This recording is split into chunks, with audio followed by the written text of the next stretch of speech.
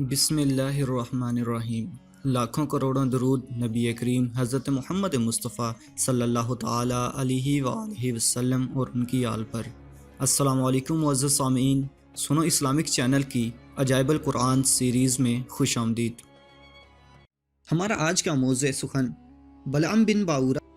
یہ شخص اپنے دور کا بہت بڑا عالم اور عابد و زاہد تھا، اور اس شخص کو اسم اعظم کا بھی علم تھا۔ یہ اپنی جگہ بیٹھا ہوا اپنی روحانیت سے عرش اعظم کو دیکھ لیا کرتا تھا، اور بہت ہی مستجاب الدعوات تھا کہ اس کی دعائیں بہت زیادہ مقبول ہوا کرتی تھیں۔ اس کے شاگردوں کی تعداد بھی بہت زیادہ تھی۔ مشہور یہ ہے کہ اس کی درسگاہ میں طالب علموں کی دعوتیں 12,000 تھیں۔ جب حضرت موسیٰ علیہ السلام قوم جبارین سے جہاد کرنے کے لیے بنی اسرائیل کے لشکروں کو لے کر روانہ ہوئے تو بلعم بن باورا کی قوم اس کے پاس گھبرائی ہوئی آئی اور کہا کہ حضرت موسیٰ علیہ السلام بہت ہی بڑا اور نہایت ہی طاقتور لشکر لے کر حملہ آور ہونے والے ہیں، اور وہ یہ چاہتے ہیں کہ ہم لوگوں کو ہماری زمینوں سے نکال کر یہ زمینیں اپنی قوم بنی اسرائیل کو دے دیں۔ اس لیے آپ حضرت موسیٰ علیہ السلام کے لیے ایسی بد دعا کر دیجئے کہ وہ شکست کھا کر واپس چلے جائیں۔ آپ چونکہ مستجاب الدعوات ہیں، اس لیے آپ کی دعا ضرور مقبول ہو جائے گی۔ یہ سن کر بلعم بن باورا کانپ اٹھا اور کہنے لگا کہ تمہارا برا ہو، خدا کی پناہ، حضرت موسیٰ علیہ السلام اللہ عز و جل کے رسول ہیں، اور ان کے لشکر میں مومنوں اور فرشتوں کی جماعت ہے، ان پر بھلا میں کیسے اور کس طرح بد دعا کر سکتا ہوں؟ لیکن اس کی قوم نے رو رو کر اور گڑ گڑا کر اس طرح اصرار کیا کہ اس نے یہ کہہ دیا کہ استخارہ کر لینے کے بعد اگر مجھے اجازت مل گئی تو بد دعا کروں گا، مگر استخارے کے بعد جب اس کو بد دعا کی اجازت نہیں ملی تو اس نے صاف صاف جواب دے دیا کہ اگر میں بد دعا کروں گا تو میری دنیا و آخرت دونوں برباد ہو جائیں گی۔ اس کے بعد اس کی قوم نے بہت سے گراں قدر ہدایہ اور تحائف اس کی خدمت میں پیش کر کے بے پناہ اصرار کیا، یہاں تک کہ بلعم بن باورا پر ہرس اور لالچ کا بھوت سوار ہو گیا، اور وہ مال کے جال میں پھنس گیا اور اپنی گدھی پر سوار ہو کر بد دعا کے لیے چل پڑا۔ راستے میں بار بار اس کی گدھی ٹھہر جاتی اور منہ موڑ کر بھاگ جانا چاہتی تھی، مگر یہ اس کو مار مار کر آگے بڑھاتا رہا، یہاں تک کہ گدھی کو اللہ تعالیٰ نے گویائی کی طاقت عطا فرمائی اور اس سے کہا کہ افسوس اے بلعم بن باورا، تو کہاں اور کدھر جا رہا ہے؟ دیکھ، میرے آگے فرشتے ہیں جو میرا راستہ روکتے اور میرا منہ موڑ کر مجھے پیچھے دھکیل رہے ہیں۔ اے بلعم، تیرا برا ہو، کیا تو اللہ کے نبی اور مومنین کی جماعت پر بد دعا کرے گا؟ گدھی کی تقریر سن کر بھی بلعم بن باورا واپس نہیں ہوا، یہاں تک کہ حسبان نامی پہاڑ پر چڑھ گیا اور بلندی سے حضرت موسیٰ علیہ السلام کے لشکروں کو بغور دیکھا، اور مال و دولت کے لالچ میں اس نے بد دعا شروع کر دی۔ لیکن اللہ عز و جل کی شان کہ وہ حضرت موسیٰ علیہ السلام کے لیے بد دعا کرتا تھا، مگر اس کی زبان پر اس کی قوم کے لیے بد دعا جاری ہو جاتی تھی۔ یہ دیکھ کر کئی مرتبہ اس کی قوم نے ٹوکا کہ اے بلعم، تم تو الٹی بد دعا کر رہے ہو۔ تو اس نے کہا کہ اے میری قوم، میں کیا کروں؟ میں بولتا کچھ اور ہوں اور میری زبان سے کچھ اور ہی نکلتا ہے۔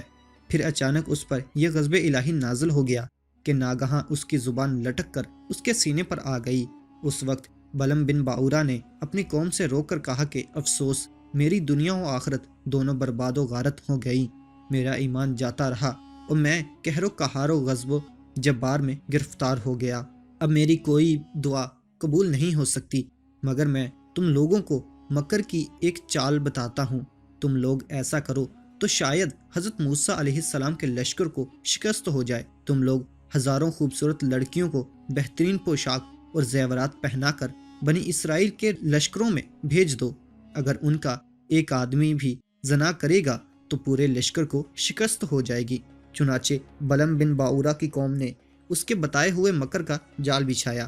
اور بہت سی خوبصورت دوشیزاؤں کو بناؤ سنگھار کر کے بنی اسرائیل کے لشکروں میں بھیجا، یہاں تک کہ بنی اسرائیل کا ایک رئیس ایک لڑکی کے حسن و جمال پر فریفتہ ہو گیا اور اس کو اپنی گود میں اٹھا کر حضرت موسیٰ علیہ السلام کے سامنے گیا اور فتویٰ پوچھا کہ اے اللہ عز و جل کے نبی، یہ عورت میرے لیے حلال ہے یا نہیں؟ آپ نے فرمایا خبردار یہ تیرے لیے حرام ہے، فوراً اس کو اپنے سے الگ کر دے اور اللہ عز و جل کے عذاب سے ڈر۔ مگر اس رئیس پر غلبہ شہوت کا ایسا زبردست بھوت سوار ہو گیا تھا کہ وہ اپنے نبی علیہ السلام کے فرمان کو ٹھکرا کر اس عورت کو اپنے خیمے میں لے گیا اور زناکاری میں مشغول ہو گیا۔ اس گناہ کی نحوست کا یہ اثر ہوا کہ بنی اسرائیل کے لشکر میں اچانک طاعون کی وبا پھیل گئی اور گھنٹے بھر میں 70,000 آدمی مر گئے اور سارا لشکر تتر بتر ہو کر ناکام اور نامراد واپس چلا گیا، جس کا حضرت موسیٰ علیہ السلام کے قلب مبارک پر بہت ہی صدمہ گزرا۔ بلن بن باورا پہاڑ سے اتر کر مردود بارگاہ الہی ہو گیا، آخری دم تک اس کی زبان اس کے سینے پر لٹکتی رہی اور وہ بے ایمان ہو کر مر گیا۔ اس واقعے کو قرآن کریم نے ان الفاظ میں بیان فرمایا ہے، ترجمہ کنز الایمان، اور اے محبوب انہیں اس کا احوال سناؤ جسے ہم نے اپنی آیتیں دی تو وہ ان سے صاف نکل گیا، تو شیطان اس کے پیچھے لگا تو گمراہوں میں ہو گیا، اور ہم چاہتے تو آیتوں کے سبب اس سے اٹھا لیتے، مگر وہ تو زمین پکڑ گیا اور اپنی خواہش کا تابع ہوا تو اس کا حال کتے کی طرح ہے، تو اس پر حملہ کرے تو زبان نکالے اور چھوڑ دے تو زبان نکالے۔ یہ حال ہے ان کا جنہوں نے ہماری آیتیں جھٹلائیں، تو تم نصیحت سناؤ کہ کہیں وہ دھیان کریں۔ درس ہدایت۔ بلن بن باورا کی اس سرگزشت سے چند اسباق ہدایت ملتے ہیں۔ نمبر 1، اس سے ان عالموں اور لیڈروں کو سبق حاصل کرنا چاہیے جو مالداروں یا حکومتوں سے رقمیں لے کر خلاف شریعت باتیں کرتے ہیں اور جان بوجھ کر اپنے دین و ایمان کا سودا کرتے ہیں۔ دیکھ لو بلن بن باورا کیا تھا اور کیا ہو گیا۔ یہ کیوں ہوا؟ اس لیے اور صرف اس لیے کہ وہ مال و دولت کی لالچ میں گرفتار ہو گیا اور دانستہ اللہ عز و جل کے نبی پر بد دعا کرنے کے لیے تیار ہو گیا،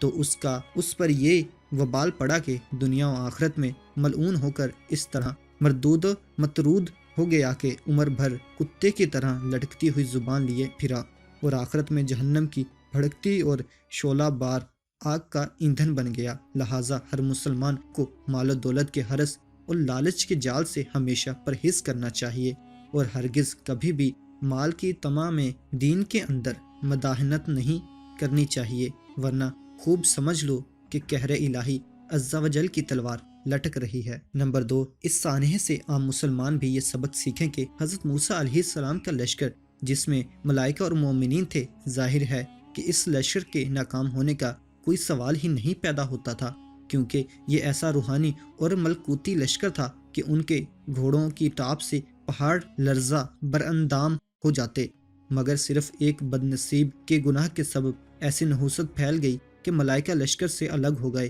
اور طاعون کے عذاب نے پورے لشکر میں ایسی ابتری پھیلا دی کہ پورا لشکر بکھر گیا۔ اس لیے مسلمانوں کو لازم ہے کہ اگر وہ کفار کے مقابلے میں مظفر و منصور اور فتح یاب ہونا چاہتے ہیں تو ہر وقت گناہوں اور بدکاریوں کی نحوستوں سے بچتے رہیں۔ مزید ایسی اسلامک ویڈیوز کے لیے ہمارے چینل کو لائک اینڈ سبسکرائب کرنا مت بھولیں اور بیل آئیکن کو دبا دیں تاکہ نئی آنے والی ویڈیوز کے نوٹیفیکیشن آپ تک پہنچ سکیں۔ ملتے ہیں نئی ویڈیو میں نئے موضوع کے ساتھ، تب تک کے لیے اللہ حافظ، السلام علیکم۔